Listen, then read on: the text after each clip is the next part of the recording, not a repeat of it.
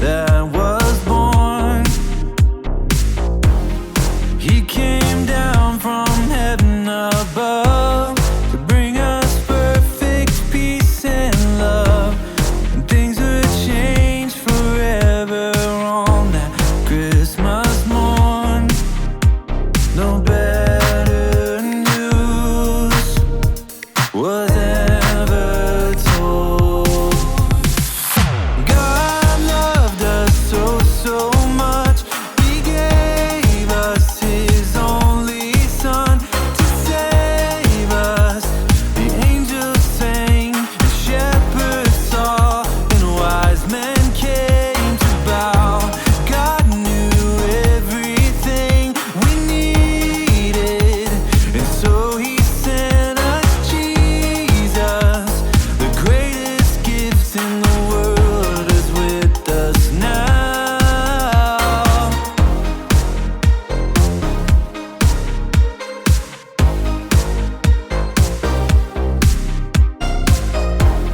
Shepherds heard and ran to see what the angels said would be. And in Bethlehem they found that it was true. In a manger was a boy who would bring the world great joy. So they went out telling everyone they knew. No better news was ever told. God loved us so, so much. He gave us His only Son to save us. The angels sang, the shepherds saw, and wise men came to bow. God knew everything we needed, and so He sent us Jesus. The greatest gift in the world is with us now. You with us, you with us, you with us. You with us now. You with us, you with us, you with us. You with us now.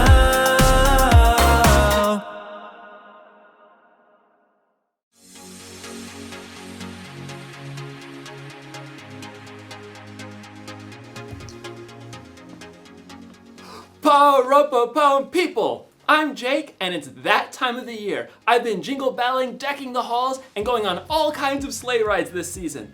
And you want to know why? Because it's Christmas! Christmas is celebrating Jesus, God's greatest gift. I love this time of the year because everybody's nicer to everybody else, and all the decorations, like the Christmas tree. Christmas tree, oh Christmas tree. Oh, and the stockings. I love you stockings, and the lights, and everything's so beautiful. I love Christmas. Oh yeah, that's right.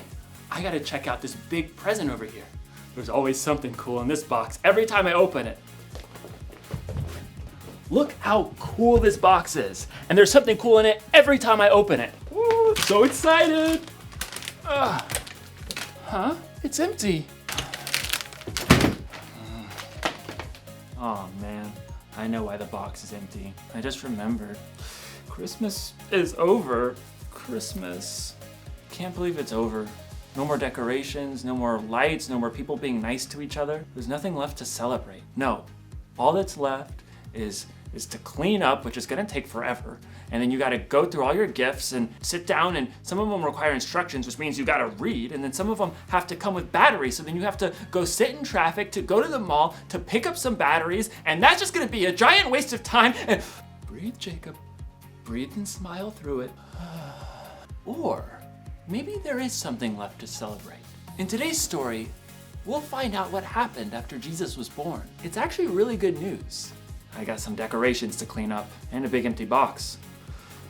Might as well get started. See you soon. The Bible. It's 66 books of history, stories, letters, and poetry that fit together to form God's one big story. the epic adventure of how he created us and loves us so much that he made a way to rescue us. As we travel through the Bible, from Genesis to Revelation, we discover people who met God and found their lives changed forever. Now, for an amazing story, inspired by the book of Luke, chapter 2, verses 8 through 20. When Jesus was born, there were shepherds living near Bethlehem. These men and boys lived outside, keeping the sheep safe from wind and storms, and protecting them from wild animals. These shepherds were among the least important people you'd meet, living outside and preparing their lentil stew over a campfire. You put enough salt in there? I'll add more. Now, we don't know how many shepherds were in the fields when Jesus was born, and we certainly don't know their names. But we'll call two of them Cyrus and Zach. Don't you ever get bored? I'm bored. Time moves slower than a snail with a limp out here. You get used to it, youngin'. I'm hungry. Yeah, just you keep stirring that stew. It'll be ready soon enough. Being a shepherd was simple enough. Keep your eyes open. For what? Number 1, wolves. Number 2, thorny brambles. Number 3, ditches and ravines. That's it? That's it. I'm still bored. At that very moment, the shepherds were nearly blinded by a brilliant light. Mutton and mashed turnips. What is that? A brilliant angel appeared, towering before the shepherds. Do not be afraid. I bring you good news. It will bring great joy for all the people. The shepherds gaped, unable to say a word. It seemed impossible that an angel would appear to lowly men like them. Today in the town of David, a Savior has been born to you. He is the Messiah, the Lord. Here is how you will know I am telling you the truth. You will find a baby wrapped in strips of cloth and lying in a manger. The shepherds were just beginning to get their breath back when suddenly, it seemed like all of heaven opened up. A full angel choir appeared, filling the sky. May glory be given to God in the highest heaven, and may peace be given to those he is pleased with on earth. Then, just as quickly as they had appeared, the angels returned to heaven. The sky dimmed. Stars twinkled faintly once more. The shepherds stood staring at each other, their mouths hanging open. Are you bored now, youngin'? No! Well, then let's do this. We could just go to Bethlehem? Leave the sheep? Number 1, let's see this thing that's happened. Number 2, especially since the Lord saw fit to tell us about it. Number 3, get moving. Yippee! The shepherds hurried to Bethlehem, not stopping for rest until they saw a light glowing on the edge of town. There!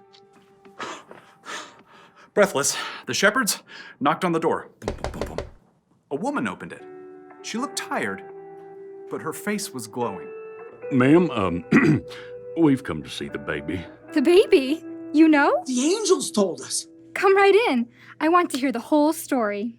Once inside, the shepherds were greeted with a familiar sight: sheep, chickens, hay, and something less familiar: a tiny baby, tightly wrapped in strips of cloth, lying in the animal's feeding trough.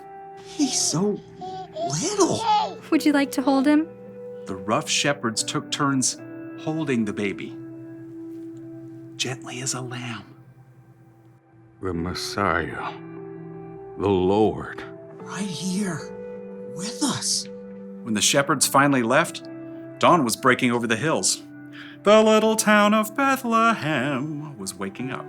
Praise God. He sent a Savior, a Messiah. Just a tiny baby now, but he's gonna make peace for all of us. Everywhere. Everyone who heard what the shepherds said was amazed, and Mary kept everything that had happened in her heart to think about over and over.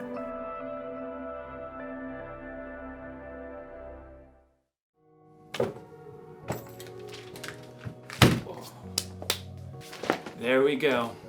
It's true. Christmas is over. But if you think about it, Christmas isn't just one day. No. Christmas is only the start of something bigger. Listen. When the shepherds heard Jesus was born, the first thing they did was get moving. They had to see for themselves. And when they found out that what the angel had said was true, they got moving again. And they told everyone about the baby they'd seen and the good news they heard. And the angel said it was good news for all the people, by the way. The news was this. In a world full of sadness and pain and fighting and anger and deep breath, God sent Jesus to bring peace. And the peace Jesus brings can help us get through all the stress and confusion and pain we might see in this world. That is good news. And you know what else is good news? That means the Christmas celebration doesn't have to end after just one day. There's still a lot left to celebrate. Yeah, baby, Christmas! We've gotta get moving. Like those shepherds, we gotta tell everyone the good news. People need to know this one thing. God's peace is for everyone. It's not something we keep to ourselves. So, maybe there won't be lights or decorations, but we can still be nice to one another. We can still give gifts to show people we love them. We can still sing and we can still celebrate. Boom! Christmas all year! Oh man, I am feeling much better now. The holidays are over, the decorations are in the box, and I am at peace. Still have got a lot of fake snow to clean up. I'll see you around. Merry Christmas! I'm making a bigger mess for myself.